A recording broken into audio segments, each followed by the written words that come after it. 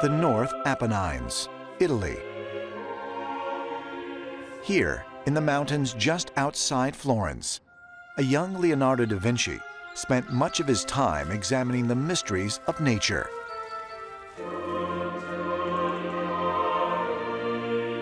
Because his parents were not married, he was excluded from the prestigious academies attended by many of his contemporaries. In Florence, the Platonic Academy is reformed and this Institute of Learning comes about. Now we know that Leonardo da Vinci is not allowed to enter this academy. This is a young man who's pretty much left on his own in some ways for up to 19 years, traveling around the countryside. He was looking at rocks, he was studying birds, he was looking at the flow of water, he was studying mountains. He was literally immersed in nature. No other artist in the Renaissance really showed that much interest in the natural world and the surrounding world.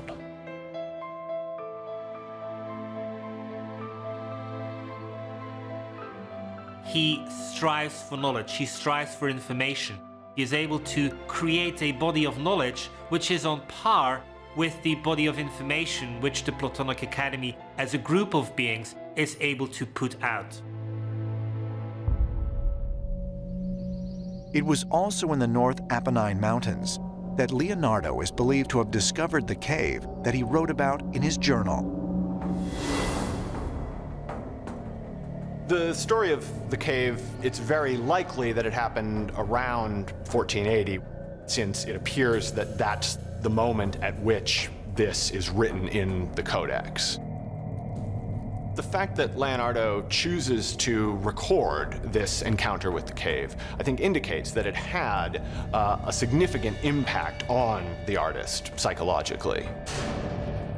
But although the exact location of the cave and the date Leonardo discovered it remains unknown, there are many who believe that it may provide the key to understanding the source of the artist's incredible genius and the answer to the mystery of what happened to him during his missing 2 years. He goes inside the cave, then he disappears. And it suggests to me time travel portals. He's opening portals or stargates and beaming to either the past or the future and then returning to the present time.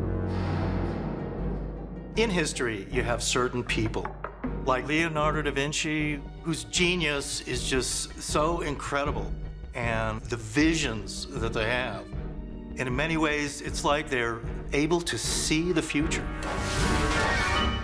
And they're not going to just influence the world then, but what they're going to do is going to dramatically change the world forever. And you have to wonder where people get this kind of inspiration.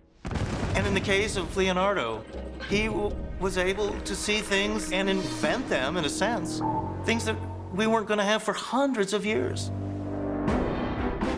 Is it really possible that Leonardo da Vinci may have obtained his incredible creative and scientific knowledge as the direct result of an extraterrestrial encounter? Or might Leonardo have fallen through a time portal, one which allowed him to actually visit the future? A future where robots, helicopters, military weapons, and other amazing machines actually existed, and which the artist would later try to duplicate.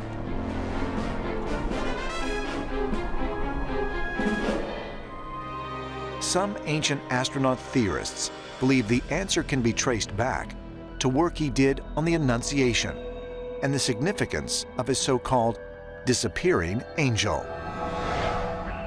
Leonardo and Verrocchio's Annunciation portrays the moment at which the angel Gabriel has arrived and is telling the Virgin Mary that she's pregnant with the Son of God.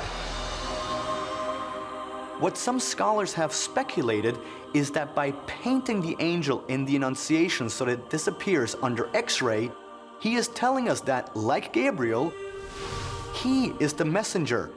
And then, with his next painting, we're told that this great gift to mankind has arrived. and Leonardo da Vinci's contributions to mankind are truly a gift to the world.